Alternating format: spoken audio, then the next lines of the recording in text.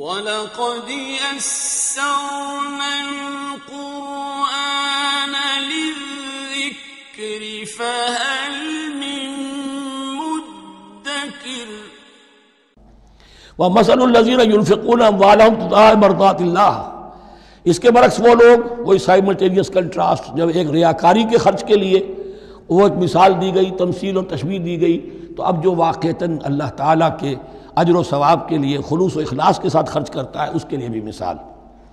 وَمَثَلُ الَّذِينَ يُنْفِقُونَ أَمْوَالَهُمْ ابْتِغَاءَ مَرْضَاتِ اللَّهِ، اور مثال ان لوگوں کی جو خرچ کرتے ہیں اپنے مال اللہ کی رضا جوئی کے لیے، خوشی حاصل کرنے کے لیے، وَتَثْبِيتًا مِّنْ أَنفُسِهِمْ، اور اپنے عزم کی پختگی کے ساتھ، اپنے نفس کی پختگی کے ساتھ۔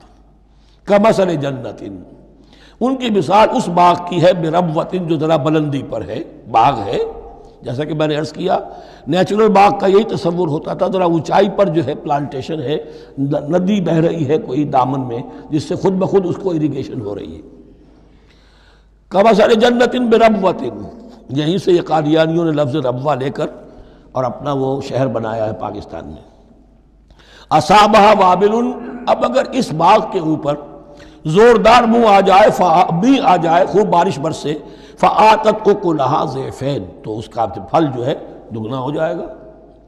فإن لم يصبها وابل فطل، اور اگر زوردار میہ نہ آئے، بارش نہ برسے، تو تھوڑا بہت چھینٹا بھی پڑے گا تب بھی اس کا تو بہرحال پھل جو ہے وہ برقرار رہے گا۔ واللہ بما تعملون بصیر، اور جو کچھ تم کر رہے ہو اللہ تعالیٰ اس کو دیکھ رہا ہے۔ دروں بینی کرتے رہا کرو کہ تم یہ بال جو خرچ کر رہے ہو واقعتاً خلوص دل کے ساتھ، اخلاص نیت کے ساتھ اللہ ہی کے لیے کر رہے ہو، کہیں اس میں کوئی اور جذبہ، کہیں تمہارا غیر شعوری طور پر کوئی جذبہ شامل نہ ہو جائے، تو انٹراسپیکشن ہو، اپنے غریبانوں میں جھانکتے رہو۔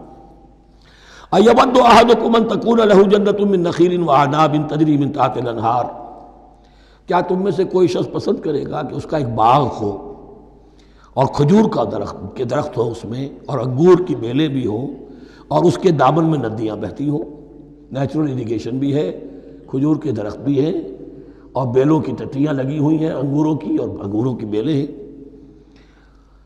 لہو فیہا من کل الثمرات، اس کے لیے اس باغ میں ہر طرح کا میوہ ہے۔ فاصابہ الکبر، اب اس پر بڑھاپا بھی طاری ہو گیا ہے۔ وَلَهُ ذُرِّيَّةٌ ضُعَفَاء، اور اس کی اولاد ہے ابھی چھوٹی عمر کی، کم سن ہے، کمزور ہے۔ فَأَصَابَهَا إِعْصَارٌ، کہ اچانک اس باغ کے اوپر ایک ایسا بگولا، ایک ایسی آندھی آئی جس میں آگ ہے، فِيهِ نَارٌ، کوئی ایسا آگ بھری آندھی آئی۔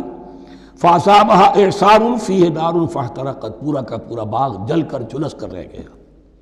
کذالک یبین اللہ لکم الآیات لعلکم تتفکرون، اس طرح اللہ تعالیٰ تمہارے لیے اپنی آیات کو واضح کرتا ہے تاکہ تم تفکر کرو۔ یعنی ایک انسان نے ساری عمر سمجھا ہے کہ بڑی میرے نیکی کمائی ہے، میں نے یہ کیا ہے، میں نے فاؤنڈیشن بنایا، میں نے مدرسہ قائم کر دیا، میں نے یتیم خانہ بنا دیا، لیکن یہ کہ اچانک کسی وقت آنکھ کھلے گی، جب آنکھ کھلی گل کی تو موسم تھا خزاں کا، معلوم ہوگا یہ تو کچھ بھی نہیں تھا، یہ تو گویا کہ ایک بگولا آیا سب کو جلا گیا، اس لیے کہ اس میں اخلاص تھا ہی نہیں، اس میں نیت جو ہے اس میں کھوٹ تھا، اس میں ریاکاری تھی، اس میں لوگوں کو دکھانا مقصود تھا۔ پھر حال وہی ہوگا جس طرح کہ وہ بوڑھا اب کفے افسوس مل رہا، اب کیا کرے، بوڑھا ہو چکا ہے، دوبارہ تو باغ لگا نہیں سکتا، لہذا جب وہ موت آ جائے گی تو گویا کہ اب اس کے لیے موقع نہیں ہے کہ دوبارہ کوئی کام اور کر سکے۔ یا ایھا الذین آمنوا انفقوا من طیبات ما کسبتم ومما اخرجنا لکم من الارض، اے ایمان والو خرچ کرو، اللہ کے لیے دینا ہے، اللہ کے دین کے لیے دینا ہے، اللہ کے نام پر دینا ہے۔ من طیبات ما کسبتم، جو چیز تم نے کمائی ہے اس کی اچھی چیز، پاکیزہ چیز، بہتر چیز تو۔ ومما اخرجنا لکم من الارض، اور جو کچھ ہم نے نکالا تمہارے لیے زمین سے۔ اب زمین سے ظاہر بات ہے جو بھی نباتات آ رہی ہے، چاہے وہ کوئی چراگاہ ہے تو اس کے اندر سے جو ہے وہ بھی ہریاول ہے تو اللہ نے پیدا کی ہے، کھیت کے اندر آپ نے محنت کی ہے، ہل چلایا ہے، بیج ڈالے ہیں، لیکن یہ کہ فصل کا اگانا تو آپ کے کام ہاتھ نہیں ہے، تو اللہ کے ہاتھ میں ہے۔ تو جو کچھ ہم نے نکالا ہے تمہارے لیے، وَمِمَّا أَخْرَجْنَا لَكُم مِّنَ الْأَرْضِ،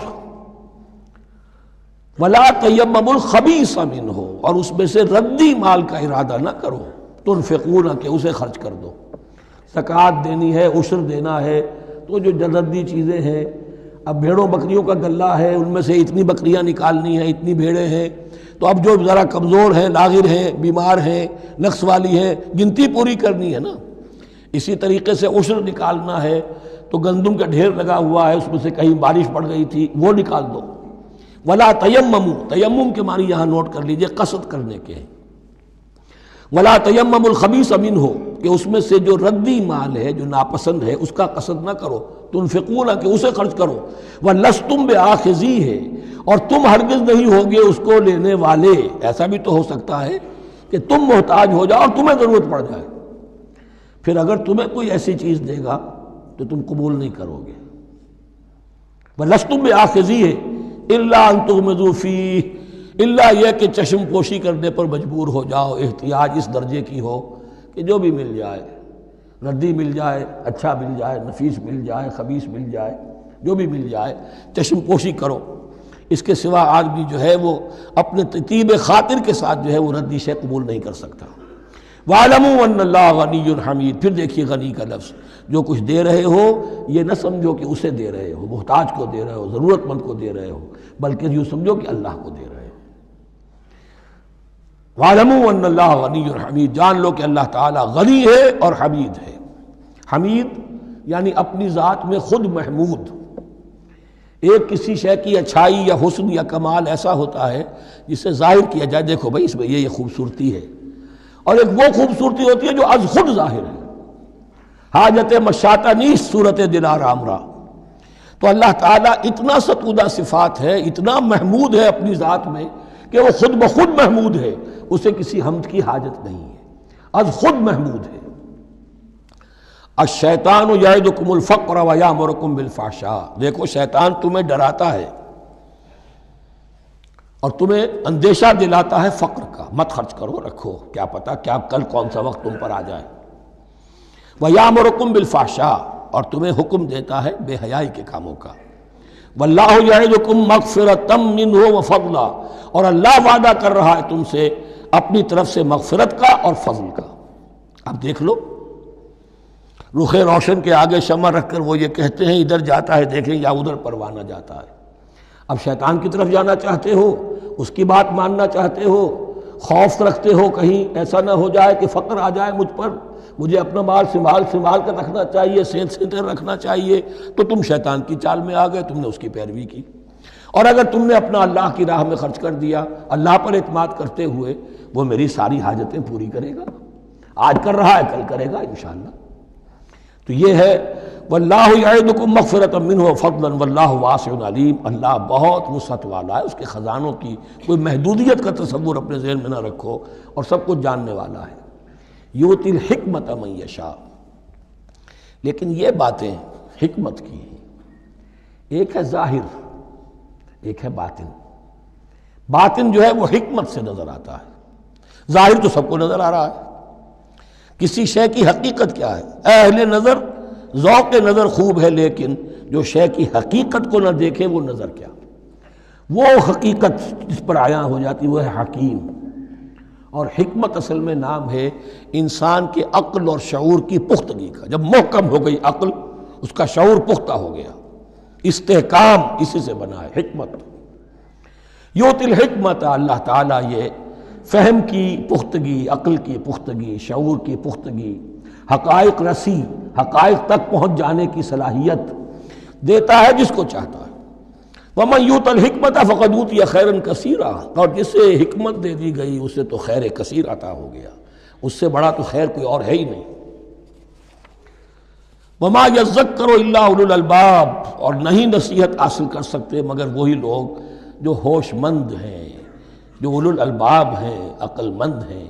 لیکن جو دنیا پر ریجھ گئے ہیں، جن کے سارا دلی اطمینان اسی پر ہے کہ کافی ہے، بینک بیلنس بھی ہے، یہ بھی ہے، وہ بھی ہے، اتنے سٹاکس بھی ہیں، اتنا یہ بھی ہے، اتنا ہمارا جو ہے وہ جو بیلنس شیٹ آئی ہے اس کے ایسیٹس یہ ہیں، اگر اسی پر سارا بھروسہ اور اطمینان ہے تو ظاہر بات ہے وہ اولو الالباب نہیں ہے۔